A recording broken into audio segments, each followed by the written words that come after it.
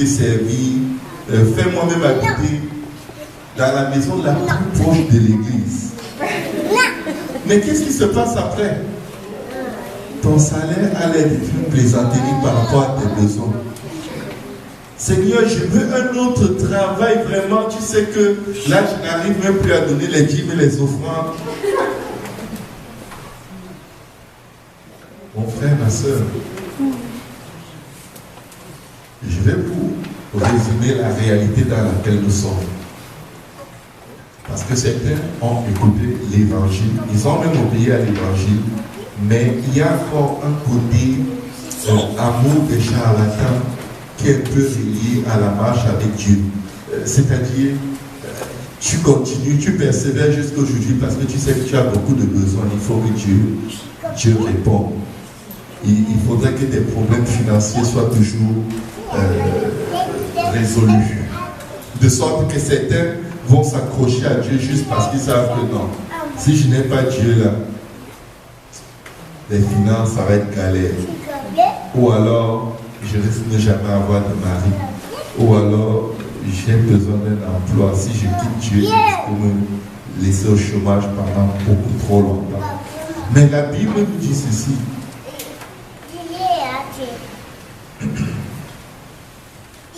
C'est là ce qui fait votre joie. Qu'est-ce qui fait votre joie? Être gardé par la foi pour le salut. Quand tu te déconnectes de la raison pour laquelle tu es dans l'âge, tu ne vas pas passer un mois sans avoir envie de quitter l'âge. Parce que comme par hasard, il y a des serpents et certains sont un peu venimeux. Amen. Et il y a des gens qui peuvent parfois comme reproduire un peu un caractère un peu scorpion. Ils ne peuvent pas te toucher sans te piquer. Peu importe les prières que tu fais, peu importe, tu achètes même leur amitié, ils vont quand même te piquer. C'est tout ce qu'ils savent faire pour le moment. Et il y a des gens comme toi et moi. Amen. Il y a des gens comme toi et moi qui ont tellement de défauts que si on les affiche sur un babillard à l'église, ils ne vont plus venir.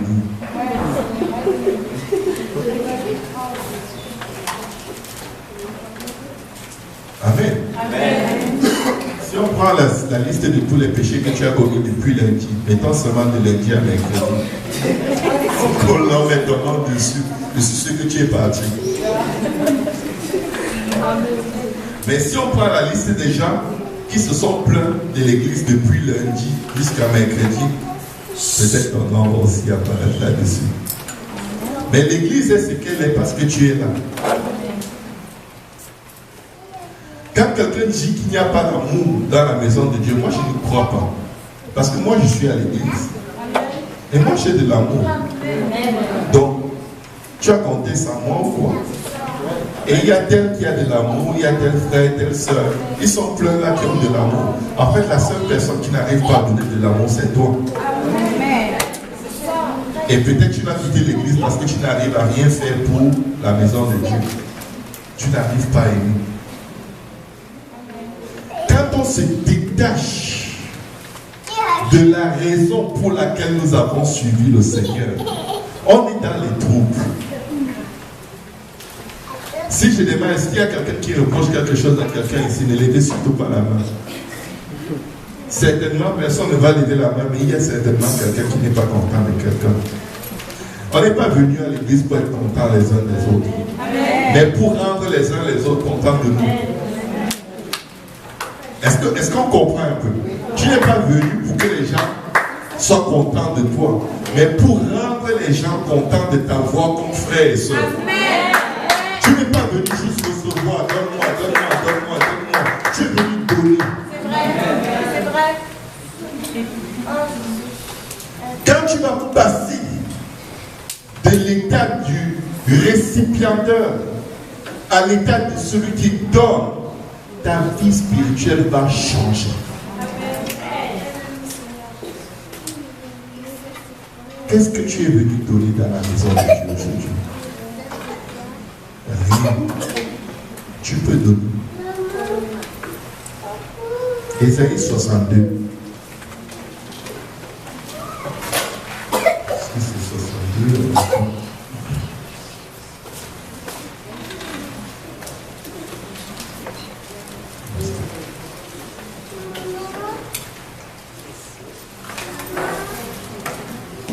Dis à ton voisin, tu peux faire plus pour Dieu.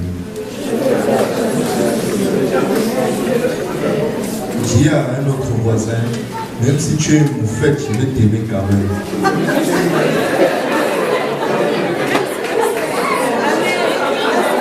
Dis à quelqu'un d'autre, même si tu fais souvent comme un scorpion, je vais te supporter.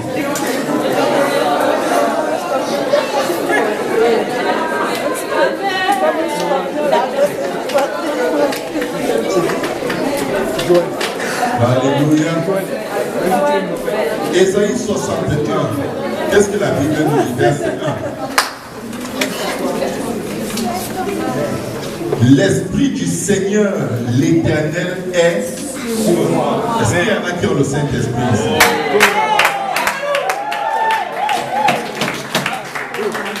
Mais on dirait que certains ont oublié à quoi sert le Saint-Esprit. Il n'y a plus que parler en langue, prophétiser et faire toute la routine quotidienne. Je te propose ceci. L'Esprit du Seigneur l'Éternel est sur moi, car l'Éternel m'a oint. Pourquoi? Pour porter de bonnes nouvelles aux malheureux. Quelle est la dernière fois où tu as dit quelque chose de bon à quelqu'un dans la maison de Dieu? Tu ne sais pas ce que quelqu'un souffre chez lui avant de venir ici chercher le secours de l'Éternel. Mais tu vas t'amener avec ton super Saint-Esprit pour briser le lumignon qui brille encore. Alors que Jésus, la Bible dit, qu'il n'éteindra pas le lumignon qui brille encore. C'est pour dire que la personne, il lui reste juste une dernière étincelle. Parce que tellement Satan l'a fatigué. Les problèmes de la famille, les problèmes du travail, les problèmes de l'école. La personne est déjà tellement dépassée qu'elle s'est traînée pour venir dans la maison de Dieu. Et tu viens, ainsi par l'Éternel, tu retrogrades. Mais pas en toi. Avant que je n'éteigne le chandelier. Moi, je ne sais pas ce que vous concerne, mais je sens que ma main peut me gratter dans certains cas. Amen. Sans dire à la personne que toi, va prier, ou occupe-toi de tes propres affaires. J'ai juste besoin d'aide. Est-ce que tu comprends? Peut-être tu ne saisis pas, mais j'ai besoin d'aide. En fait, je suis venu avec ma dernière batterie. J'ai pas besoin de tout ce que tu m'as dit. Peut-être Dieu t'a vraiment parlé, peut-être qu'il t'a vraiment montré. Mais c'est pour que tu pries et que tu intercèdes jusqu'à ce qu'il te donne une bonne nouvelle. La prière du juste ne peut pas une grande efficacité. Amen. Il m'a envoyé pour faire quoi? Guérir ceux qui ont le cœur brisé. Voir. Guérir ceux qui ont le cœur brisé, pas achever ceux qui ont le cœur brisé. Personne ne peut être plus spirituel que Dieu dans la maison de Dieu. Il va te déshabiller au moment où tu t'y attends le moins pour te calmer.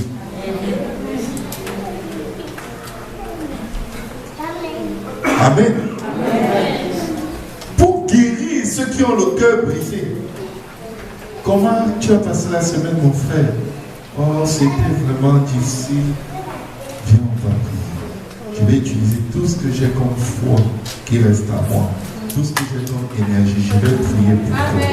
Et je sais que Dieu va faire quelque chose. Je sais que Dieu va faire quelque chose. Quelle est la dernière fois où quelqu'un t'a dit qu'il t'aime? Ah, ça fait longtemps. C'est comme si personne ne m'aime. Je t'aime. Et si demain personne ne te le dit, viens me voir, je vais encore te dire que je t'aime. Parce qu'en effet, je t'aime. L'amour de Dieu est répandu sur nous par le Saint-Esprit. Ça ne tue pas de dire aux gens, je t'aime. Vous savez,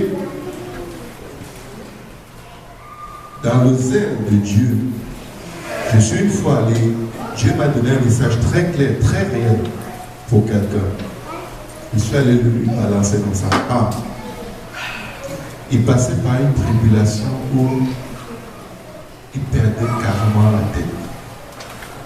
Mais j'étais tellement loin, je me sentais tellement loin, que je suis allé presque lâcher lui. Vous savez quoi? La parole peut tuer. Ce n'est pas que ce n'est pas Dieu qui a dit. Mais un pasteur m'a aidé. Il m'a dit une chose. Quand Dieu te parle, et que tu es convaincu, n'y va pas. Va voir le pasteur de ça. Ah, parce que c'est son pasteur qui rendra compte à Dieu pour lui. C'est à toi. Tu vas venir avec sans sagesse, sans expérience, sans rien du tout, croyant faire la volonté de Dieu. Et si on te dit attends, tu vas dire non, on veut m'empêcher de servir Dieu. On n'empêche rien. Vas-y, prépare-toi à recevoir les claques comme Jérémie. Je crois que la première fois, le jour où quelqu'un va te donner une bonne chiffre dans ta vraie prophétie, on n'aura pas besoin de te dire va parler au pasteur pour que le pasteur lui apporte le message de sorte que ça l'édifie, que ça restaure son âme, que ça sauve. Ce sera toujours le message, il ne sera pas filtré. Mais peut-être ça prendra ça. Il y a eu un moyen d'apprendre vite dans la maison de Dieu. Toujours comparer ce que tu as reçu avec la parole de Dieu. Et dernière validation, avant de te mettre en pratique, va voir ton pasteur. Confronte ce que tu crois avoir reçu de Dieu. Sinon, tu vas te fourrer le doigt dans l'œil jusqu'à l'omoplate.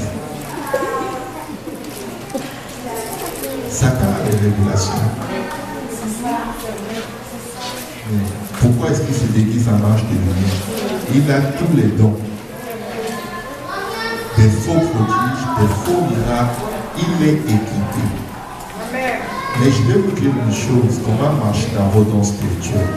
Marchez avec l'amour.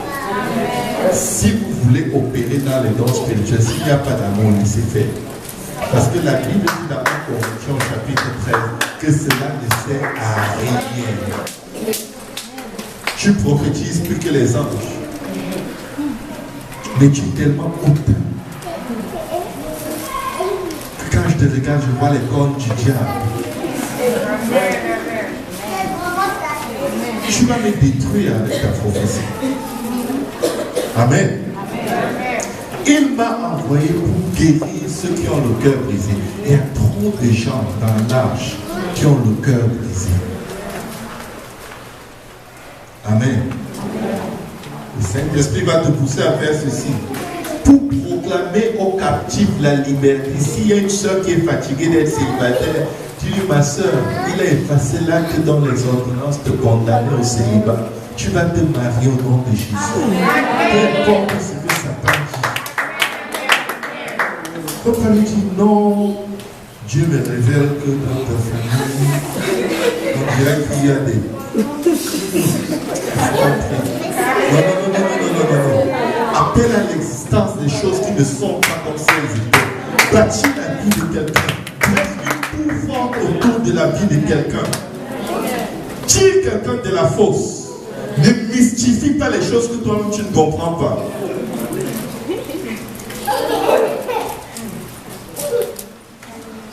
Pour proclamer aux captifs la liberté et aux prisonniers la délivrance.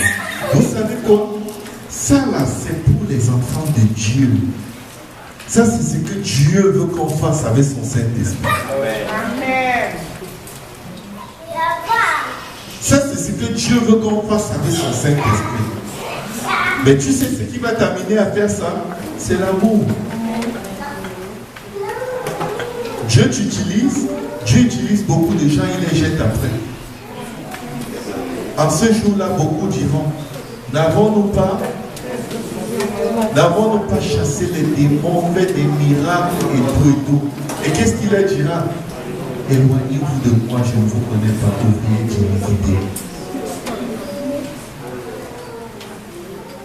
La parole de Dieu que Dieu met dans nos lèvres, nous ne devons pas nous battre pour qu'elle s'accomplisse.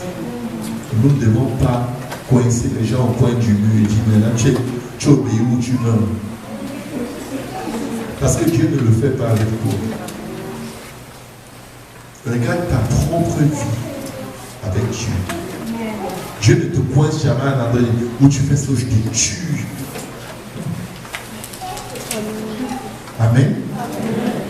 C'est une révélation que Dieu va vous donner par rapport à un frère et à une sœur. C'est pour te mettre en intercession dans le jeûne et le prière. Mais comme on est paresseux, on veut faire ça à l'omelette. Le Seigneur me dit ceci,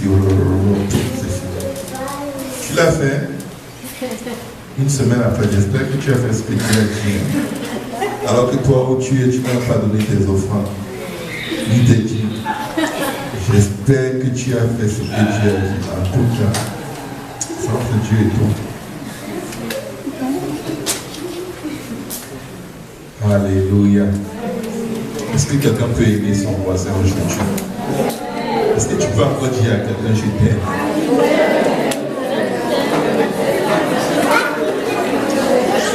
Ne perdons pas la perspective. Ne perdons pas la perspective que nous sommes dans une arche et c'est dangereux dehors. Parce que si tu perds la perspective que tu es dans l'arche et que c'est dangereux dehors, tu vas te fatiguer de ceux qui font des erreurs et tu auras envie d'aller dehors parce que tu as oublié d'où tu viens. Tu as oublié que dans le monde, il n'y a que le péché, l'iniquité, les transgressions, le mensonge, les adultères, les calomnies.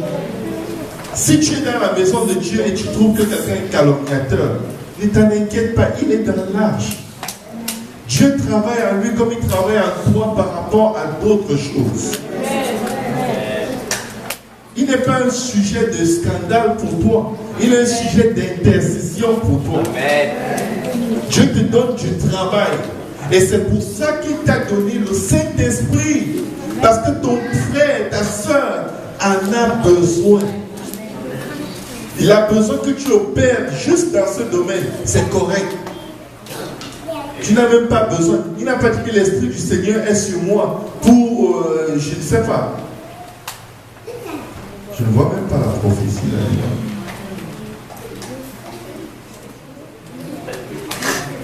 Je ne vois même pas chasser les démons. Va un peu au verset 2, peut-être c'est là-bas, je vais pour publier une année de grâce. Pour consoler les affligés. Bon, je peux prêcher librement.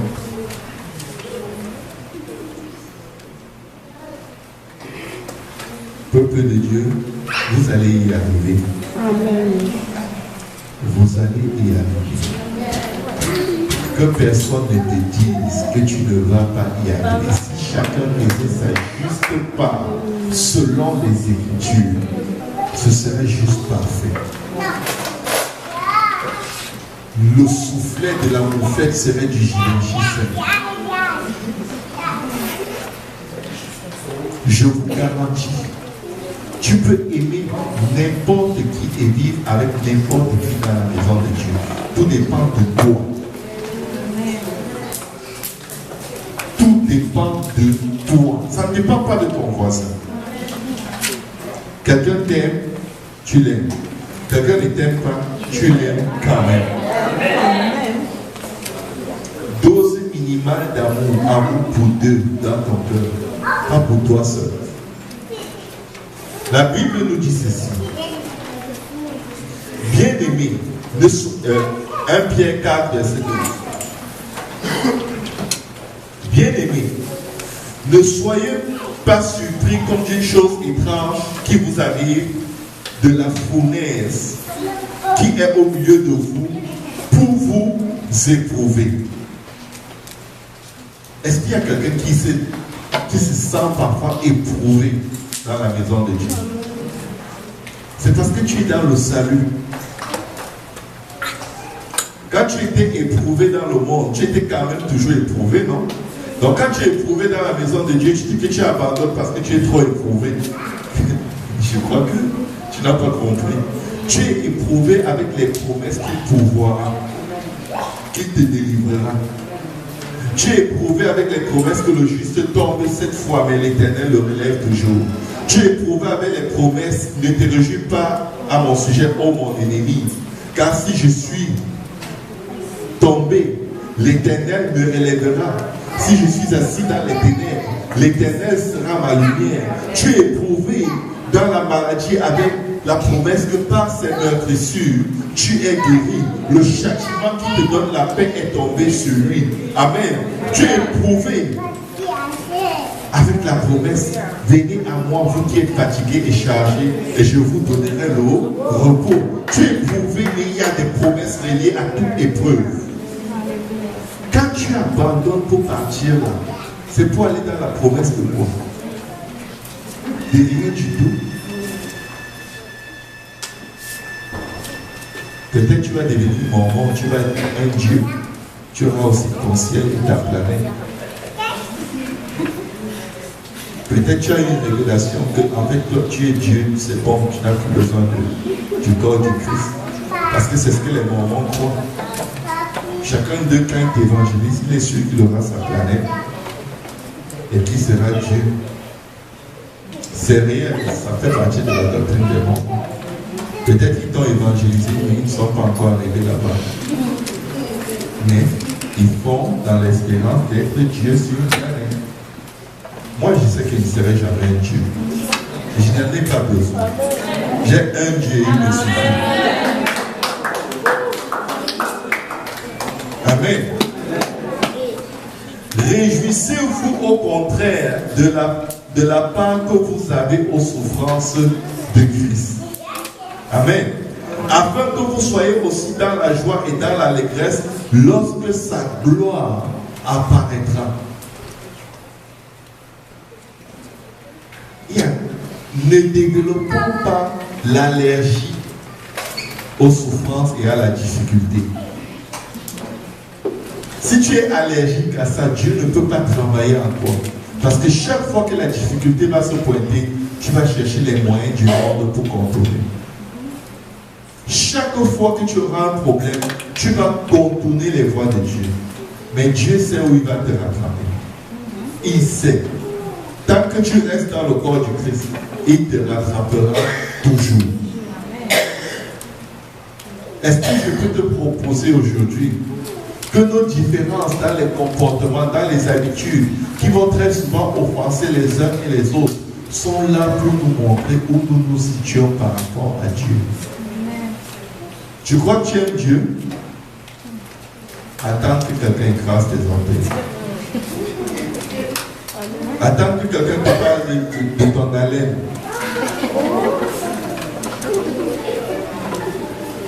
Ou de l'odeur de ta sueur. Si tu transpires comme moi. Je crois que Dieu m'a fait grâce, comme je suis un peu grand, de taille un peu costaud. C'était un peu peur de me dire des vérités. La vérité.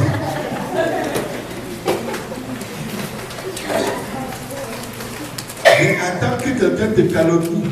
Tu vas vérifier ton amour pour Dieu. Et comme par hasard, Dieu veille toujours à ce que tu saches ce qu'on a dit à ton sujet. Parce qu'il dit que tout ce qui se dit en secret sera dévoilé au grand jour. Il veille à ce que tu saches. Pourquoi?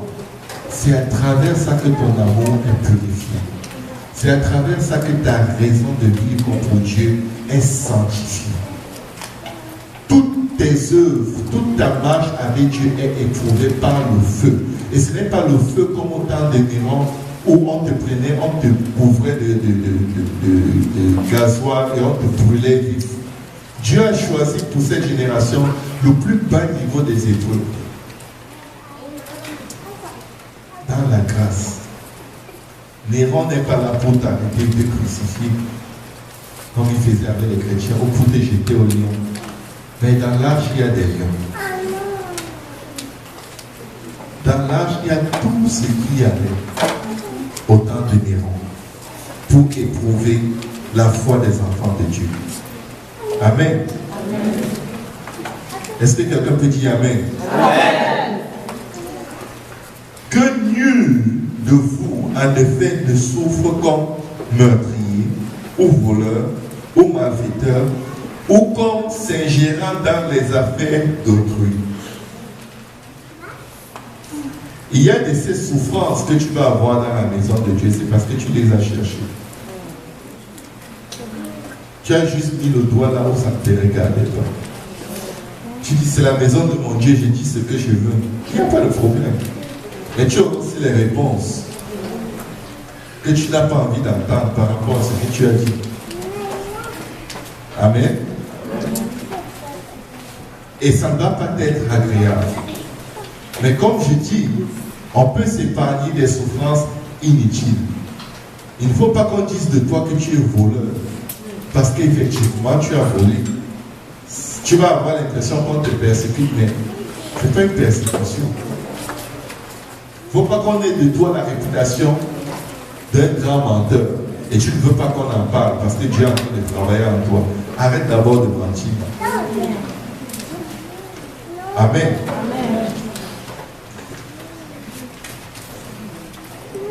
Mais si quelqu'un souffre comme chrétien, qu'il n'en ait point honte et que plutôt il glorifie Dieu à cause de ce nom. Amen. Car c'est le moment où le jugement va commencer par la maison de Dieu. Or, si c'est par nous qu'il commence, quelle sera la fin de ceux qui n'obéissent pas à l'évangile de Dieu? Dieu va juger nos actes, nos épreuves et surtout nos motifs tous les jours. Je vais te mettre au défi aujourd'hui, mon frère, ma soeur. Si les motifs pour lesquels tu es là ne sont pas bons, Dieu va les révéler. Tu peux te cacher, tu peux te masquer, tu peux mettre du make-up sur ton comportement. Dieu va choisir un bon élément dans sa maison, qui est l'antithèse de tout ce que tu es. Et il va le mettre tout près de toi. Et tu vas parler en langue en insultant les gens. Ou en donnant les coups de poing aux gens. Tu vas réexaminer le type de Saint-Esprit que tu as.